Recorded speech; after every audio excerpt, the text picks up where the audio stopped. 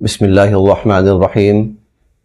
جن جانوروں کی عید الاضحیٰ کے موقع پر قربانی کی جاتی ہے تو وہ اول تو جانور بھی مخصوص ہیں، اور دوسری بات یہ ہے کہ ان کی عمریں بھی مخصوص ہیں۔ ہر عمر کا جانور ذبح نہیں کیا جا سکتا، بلکہ ان کی عمریں مخصوص بھی ہیں اور متعین بھی ہیں۔ آئیے تھوڑی سی اس کی تفصیل دیکھتے ہیں کہ اس جانور کی کتنی عمر ہونا ضروری ہے۔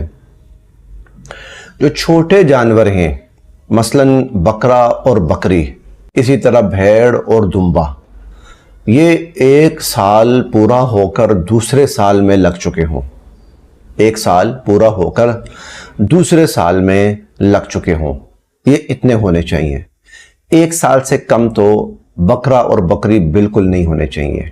ہاں، بھیڑ اور دمبا جو ہے، چھترا وغیرہ جو ہے، اس میں اتنی گنجائش ہے کہ اگر وہ سال کا نہیں ہے، کچھ کم ہے، 2 مہینے 3 مہینے 4 مہینے کم ہے، لیکن دیکھنے میں اچھا صحت مند لگتا ہے، تو ان کی قربانی جائز ہے۔ لیکن یہ صرف بھیڑ دمبا وغیرہ ہے۔ بکرا بکری کے لیے سال کا پورا ہونا ضروری ہے، 1 سال مکمل ہو کر وہ دوسرے سال میں لگ چکے ہوں۔ جو اس سے بڑے جانور ہیں، جیسے گائے ہے، گائے بیل وغیرہ، تو اس کے لیے 2 سال عمر ہونا ضروری ہے۔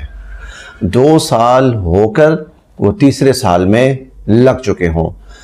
اب بڑے ہوں تو کوئی حرج نہیں، 3 سال کے ہیں، 4 سال کے ہیں، 5 سال کے ہیں، کوئی حرج نہیں ہے، لیکن 2 سال سے کم نہیں ہونے چاہیے۔ گائے بیل وغیرہ یہ 2 سال سے کم نہیں ہونے چاہیے۔ تیسرا جو جانور ہے وہ ہے اونٹ اور اونٹنی، ان کی قربانی بھی جائز ہے۔